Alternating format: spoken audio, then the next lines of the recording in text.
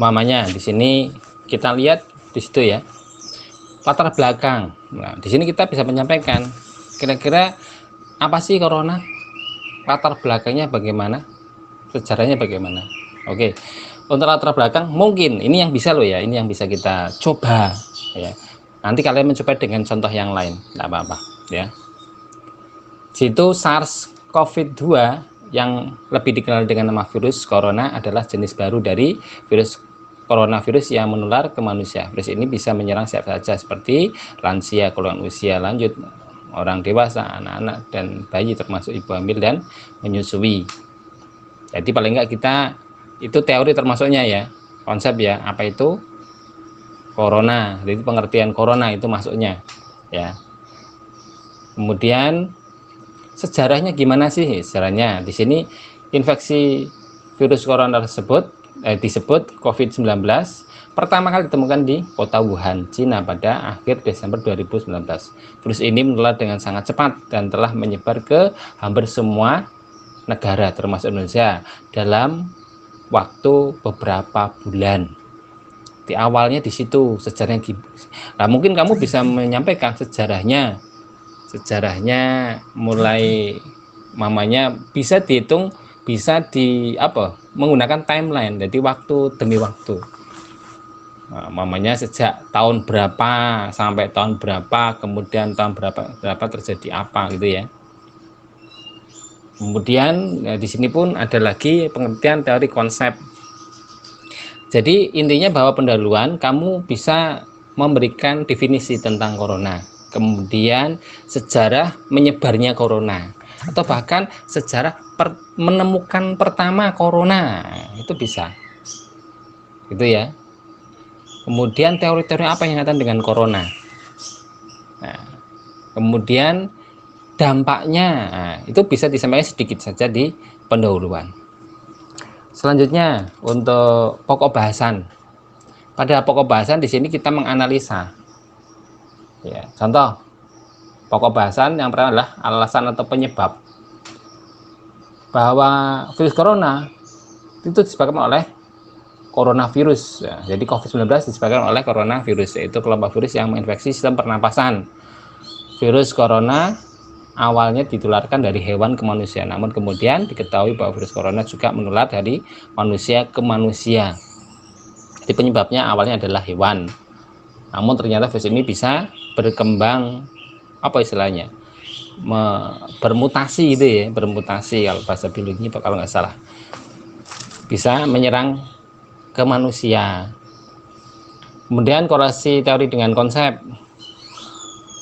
Untuk orang diduga terkena COVID termasuk kategori suspek dan probable yang sebelumnya disebut sebagai ODP, orang dalam pemantauan, maupun PDB, pasien dalam pengawasan. Nah, di sini ada teori ODP itu apa sih, PDB itu apa sih? Ya, tentunya ada identifikasi. Nah, ini termasuk konsep atau teori yang bisa menguatkan tentang pokok bahasan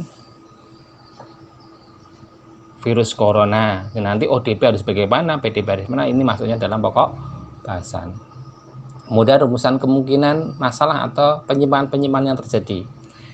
Karena mudah menular, virus corona juga berisiko tinggi menginfeksi para tenaga medis yang merawat COVID-19. Oleh karena itu, para tenaga medis dan orang-orang yang memiliki kontak dengan pasien COVID-19 perlu menggunakan alat pelindung diri.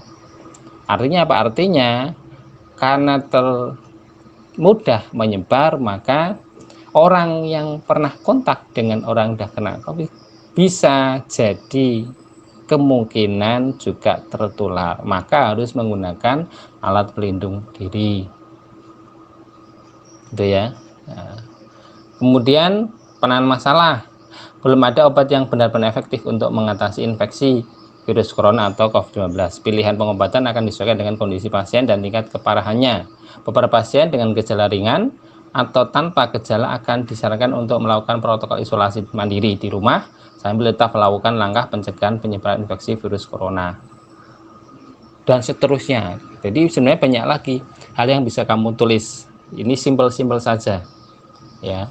Jadi penanganannya ya tentunya hal-hal yang sifatnya pencegahan atau hal-hal yang sifatnya pengobatan. Apa yang sudah dilakukan ya, kayak membiasakan hidup bersih, cuci tangan, olahraga, hidup senang, jangan menimbulkan imun kita itu lemah ya. Karena stres kan mungkin akhirnya lemah. Dia harus gawe seneng misalnya. Kemudian selanjutnya pokok bahasan. Maaf, bukan pokok bahasan judulnya ya, saran ya. Nah, saran tuh. Bahwa pokok bahasan, saran dan simpulan itu merumuskan pokok bahasan dan solusi. Nah, namanya di situ simpulan untuk menentukan apakah sistem terinfeksi virus corona. Dokter akan menanyakan gejala yang dialami pasien dan apakah pasien baru saja bepergian atau tinggal di daerah yang memiliki kasus infeksi virus corona sebelum gejala muncul. Guna memastikan diagnosis COVID-19, dokter akan melakukan beberapa pemeriksaan berikut seperti ya rapid test, swab test, CT scan atau rongsen dada untuk mendeteksi infiltrat atau cairan di paru-paru. Kemudian untuk menyampaikan harapan untuk orang yang juga terkena COVID, ada beberapa langkah yang bisa dilakukan agar tidak menularkan virus corona ke orang lain, yaitu lakukan isolasi diri atau mandiri, jangan keluar rumah kecuali untuk mendapatkan pengobatan, dan cuci tangan, pakai masker dan sarung tangan bila sedang berada di tempat umum atau sedang bersama orang lain. Kemudian antisipasi atau preventif, apabila Anda ingin mendapatkan lebih banyak informasi mengenai gejala, pencegahan, dan penanganan infeksi virus corona, silakan download aplikasi Halo Dokter di Google Play atau App Store. Memiliki aplikasi Halo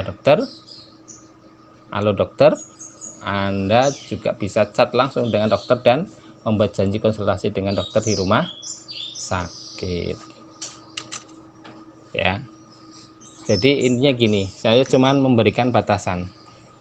Kira-kira apa yang disampaikan? Nah, mulai dari apa? Pendahuluan, itu isinya apa aja sih? Nah, nanti kamu coba kembangkan sendiri. Ya. Kemudian pokok bahasan. Yang jelas pokok bahasan di situ membahas tentang permasalahan yang ada, penyebabnya, kemudian mencari solusi, kemudian akhirnya bisa membuat kesimpulan. Ya, kesimpulan di sini adalah hal-hal yang menjadi teori atau konsep dari apa yang kamu sampaikan. Ya, jadi ini semua bisa didasarkan atas gagasan, ide atau pikiran-pikiran kalian. Ya, bisa pula pendapat dari luar kamu. Ya, berarti opini publik. Ya. Oke, itu aja ya. Coba kita akan coba membuat dengan berbagai macam judul terserah yang kamu bisa. Mamanya kamu nulis tentang bersepeda. Nah, mungkin saat ini masih lagi trendsetter ini bersepeda. Nah, kira-kira kamu bisa nggak bersepeda saat pandemi? Fenomena apa yang terjadi? Ya, pendahuluannya kenapa kok orang memilih bersepeda? Itu menurut pendapatmu aja. Kemudian nanti efeknya apa, bagaimana, apa ada masalah apa, dan seterusnya. Atau boleh yang paling ringan namanya kamu akan tulis tentang pohon atau tumbuhan apa, ngerti? Mamanya kamu lihat di depanmu ada pohon. Nah, coba kamu buat isai tentang pohon. Mamanya pohon, pendahuluannya adalah identifikasi pohon dengan 5W1H. Apa itu pohon? Pohon adalah bla bla bla bla. Warnanya bagaimana? Siapa yang nanam? Di mana kau bisa tanam? Di mana kau dapatkan pohon-pohon itu? Nah, 5W1H. Kemudian pokok bahasanya biasanya. Nah, pokok bahasanya kamu mencari satu masalah yang kaitan dengan pohon. Kenapa orang tidak cinta pohon? Alasannya apa kira-kira? Padahal pohon itu bisa memberikan suatu yang menyejukkan. Nah, itu bisa kau amati. Kenapa anak-anak kok nggak seneng pohon? Oh, mungkin karena orang tuanya nggak pernah mengenalkan, atau mungkin sekolahnya nggak pernah mengenalkan lewat adiwiyata mamanya, atau mungkin, nah itu kan sesuatu. Dan nanti saran dan simbolnya bagaimana? Ya, sarannya kira-kira apa fungsi pohon dalam kehidupan itu bisa efektif. Artinya pohon itu memberikan suatu rasa syukur atas kenikmatan yang diberikan Allah kepada manusia. Itu saja ya. Barakallahu fikum. Assalamualaikum warahmatullahi wabarakatuh.